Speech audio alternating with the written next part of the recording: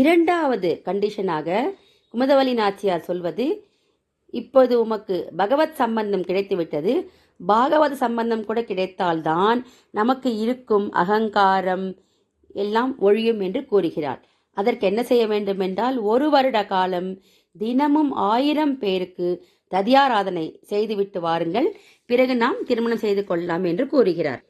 பகவத்கீதையில் கூறியபடி அன்னாத் பவதி பூதானி பர்ஜன்யாத் அன்ன சம்பவா, நமக்கு உள்ள ஆணவம் அகங்காரம் எல்லாம் தீர வேண்டுமென்றால் நாம் பாகவத கைங்கரியம் செய்தால்தான் தீரும் என்று குமுதவல்லி நாச்சியார் கூறுகிறார். ஆனால் நீலனோ சேனாதிபதி, ஒரு குறுநில மன்னன். எனவே குமுதவல்லி நாச்சியாரின் கடை பார்வையில் மயங்கியவர் அதை செய்வதற்காக ஒத்துக்கொள்கிறார். அங்கேயே பக்கத்தில் உள்ள மங்கை மடம் என்ற ஊரில்தான் தினமும் ததியாராதனை செய்வதற்கு அவர் ஆரம்பிக்கிறார். அங்கேயே பக்கத்தில் பெருந்தோட்டம் என்று ஒரு ஊர் இருக்கிறது. அங்கிருந்து காய்கறிகளை கொண்டு வருவார். இளையமுது கூடம் என்ற இடத்திலிருந்து சாப்பிடுவதற்கு தேவையான இலைகளை எல்லாவற்றையும் கொண்டு வருவார். இப்படி கொண்டு வந்த அவர் தினமும் ததியாராதனை செய்து கொண்டிருக்கிறார். ஆனால் சில காலத்தில் அவருடைய சேமிப்பெல்லாம் தீர்ந்து விடுகின்றது. தன் சொத்து எல்லாம் தீர்ந்த பிறகு ராஜாவின் கஜானாவில் இருந்து கூட பணம் எடுத்து இவர் செலவு செய்ய ஆரம்பித்து விடுகிறார். இதை கண்ட மற்ற குறுநில மன்னர்கள் ராஜாவிடம் சென்று கூறுகிறார்கள். ராஜா உடனே கோபத்துடன் இவரை கைது செய்ய சொல்கிறார். ஆனால் யாரை அனுப்பினாலும் இவர் நீலன் அவர்களோடு போரிட்டு அவர்களை சாய்த்து விடுகிறார். எனவே ராஜா நைச்சியமாக பேசி அவரிடம் பேசிக்கொண்டிருக்கும் போதே அவரை கைது செய்து சிறைச்சாலையில் அடைத்து விடுகிறார். இவ்வாறு இருக்கையில் அவர் கவலைப்பட்டு கொண்டிருக்கிறார். நீலன், நாம் எவ்வாறு இந்த ததியாராதனையை தொடர்ந்து செய்வது என்று. அப்பொழுது காஞ்சியில் உள்ள வரதராஜ பெருமாளும் தாயாரும் பேசிக்கொண்டிருக்கிறார்கள். இந்த நீலனுக்கு நாம் எவ்வாறு உதவி செய்வது என்றால், எந்த பாகவதனுக்கும் உடனே உதவி செய்வது இந்த வரதராஜ பெருமாள் தானே. ராமானுஜருக்கு உதவி செய்ததை நாம் கண்டிருக்கிறோம் அல்லவா. உடனே நீலனின் கனவிலே வந்து காஞ்சி வரதராஜ் சொல்கிறார், நீலனே, உன்னுடைய சொத்தை திருப்பிக் கொடுத்தால் உன்னை சிறைச்சாலிலிருந்து விட்டுவிடுவார்கள் அல்லவா. நீ உடனே வேகவதி ஆற்றங்கரைக்கு வா, எல்லா சொத்தையும் நான் உனக்கு தருகிறேன் என்று கூறுகிறார். கனவிலே கேட்டதை உடனே நீலன் அங்கு உள்ள அமைச்சரை கூப்பிட்டு சொல்ல, அமைச்சரும் சரி இவர் சொல்வது உண்மைதானோ என்று இவரை கூட்டிக் கொண்டு காஞ்சிபுரத்தில் உள்ள வேகவதி நதிக்கரைக்கு சென்றார்கள். சென்றால் அங்கு எந்த சொத்தும் கிடைப்பதில்லை.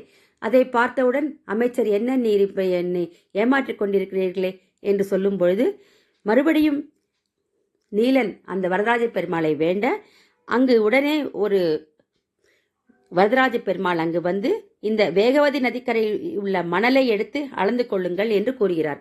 அந்த மணலை எடுத்து அளக்கையில் அது தங்கமாக மாறிவிடுகிறது.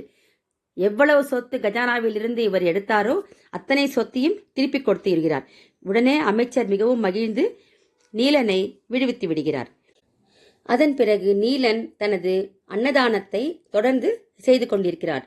என்றாலும் சிறிது காலம் பிறகு கையில் பணம் இல்லாத பொழுது திருட்டுத்தனம் செய்து கொள்ளையடித்தானாலும் தன்னுடைய அன்னதான கைங்கரியத்தை தான் தொடர்ந்து செய்ய வேண்டும் என்று கொள்ளையடிக்க ஆரம்பித்திருக்கிறாள். இந்த நிலையில்தான் பங்குனி மாதத்தில் பிரம்மோற்சவம் நடைபெறும் பொழுது திருநகரில் உள்ள கல்யாண ரங்கநாதருக்கும் அமிர்தவல்லி தாயாருக்கும் கல்யாண உற்சவம் நடந்து 8ஆம் நாள், அதாவது பங்குனி மாதம் பூர நட்சத்திரத்தில் கல்யாண உற்சவம் ஆன பிறகு கல்யாண கோலத்தில் தாயாரும் பெருமாளும் திருமணங்கொல்லை என்ற இடத்தில் உள்ள மண்டபத்தில் எழுந்தருள்வது வழக்கம். இந்த நீலன் திருமங்கையாழ்வாருக்கு 4 பேர் உதவியாளர்கள் இருப்பார்கள். அவர்கள்தான் நீர்மேல் நடப்பான், நிழல் ஒதுங்குவான், தாழ் ஊதுவான், தோலா வழக்கன். இவர்கள் இந்த பெருமாளும் தாயாரும் வந்து இந்த திருமணங்கொல்லையில் தங்குவதை குறித்து இவரிடம் கூறியவுடன், அன்று சென்று எப்படியாவது அந்த மொத்த நகைகளையும் நாம் கொள்ளையடித்து விட வேண்டும் என்று இவர்கள் திட்டமிடுகிறார்கள்.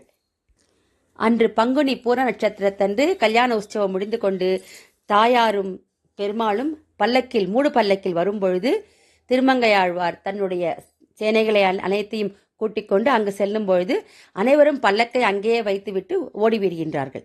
உடனே திருமங்கை ஆழ்வார் அங்கு இருக்கிற எல்லா நகையும் தான் எடுத்துக்கொண்டு மிரட்டுகிறார். கத்தியை காட்டி மிரட்டுகிறார். இன்னும் என்ன நகை இருக்கோ எல்லாத்தையும் கொடுத்து விடுங்கள் என்று மிரட்டும் பொழுது எல்லா நகையும் எடுத்த பிறகு தாயாரின் காலில் உள்ள மெட்டியை பார்க்கிறார். அந்த மெட்டியை எடுக்க போனால் அது மிகவும் கடினமாக இருக்கிறது. அப்போ தன்னுடைய வாயை வைத்து பல்லிலால் கடித்து அதை எடுக்கிறார்.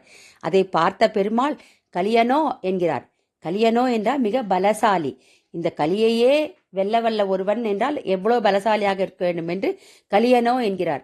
அப்பொழுதுதான் நீலன் என்றவர் கலியனாக மாறுகிறார். அந்த மெட்டியையும் எடுத்துக்கொண்டு ஒரு மூட்டையை கட்டி வைத்து விடுகிறார். மூட்டையை கட்டிய பிறகு மூட்டையை கையில் தூக்கும் பொழுது மூட்டையை தூக்க முடிவதில்லை. தூக்க முடியவில்லை என்றால் உடனே இந்த கலியன் சொல்கிறார், என்ன மந்திரம் போட்டீர்கள்? என்னால் இந்த மூட்டையை தூக்க முடியவில்லை, அந்த மந்திரத்தை சொல்லுங்கள் என்று கத்தியை காட்டி மிரட்டி. இதைத்தான் நாம் திருமங்கையாழ்வாரின் தனியன்கள் கூறும்பொழுது வாழி பரகாலன் வாழி கலிகன்றி வாழி குறையலூர் வாழ்வேந்தன் மாயோனை வாழ்வழியால் மந்திரங்கொள் தூயோன் சுடர்மானவேல் என்று கூறுகிறோம். தன்னுடைய கையில் உள்ள வாளை காட்டி மிரட்டி அது என்ன மந்திரம் சொல் என்று பகவானையே இவர் கேட்கும் பொழுது பகவானும் சிறிது பயந்தவனாக நடித்துக்கொண்டு அந்த மந்திரத்தை உனக்கு கூறுகிறேன் வா என்று அருகிலுள்ள அரச மரத்தடிக்கு அவரை அழைத்துச் செல்கிறார். ஆலி நாட்டுக்கு அரசன் இந்த கலியன், மரத்திற்கெல்லாம் அரசன் அந்த அரச மரம், தெய்வங்களுக்கெல்லாம் அரசன் வயலாளி மணவாளன், மந்திரங்களுக்கெல்லாம் அரசானது திருமந்திரம். எனவே இந்த இடத்தில் ஆலி நாட்டுக்கு அதிபதியான இந்த கலியனுக்கு மரத்திற்கெல்லாம் அரசரான அரச மரத்த அடியில் தெய்வங்களுக்கெல்லாம் அரசனான வயலாளி மணவாளன் மந்திரங்களுக்கெல்லாம் அரசான திருமந்திரத்தை உபதேசிக்கிறார். அதை கேட்டவுடன் அப்பொழுதுதான் ஞானம் பெற்றவராய் இந்த நீலன் என்பவர் கலியனாக மாறியவர் இப்பொழுது திருமங்கை ஆழ்வாராக உருமாறுகிறார். திருமந்திர உபதேசம் பெற்றவுடன் திருமங்கை ஆழ்வார் அந்த பிரணவத்துடன் கூடிய திருமந்திரமான நமோ நாராயணா என்ற அஷ்டாட்சரத்தின் பெருமையை உடனே தன்னுடைய பெரிய திருமொழியின் முதல் பாசுரமாக பாடுகிறார். வாடினேன் வாடி வருந்தினேன் மனத்தால் பெருந்துயர் இடும்பையில் பிறந்து கூடினேன் கூடி இளையவர் தம்மோடு அவர் தரும் கலவியே கருதி ஓடினேன் ஓடி உய்வதோர் பொருளால் உணர்வெனும் பெரும் பதம் தரிந்து நாடினேன் நாடி நான் கண்டு கொண்டேன் நாராயணா என்னும் நாமம் என்று நாராயணனை குறித்து துதிப்பாட ஆரம்பிக்கிறார்.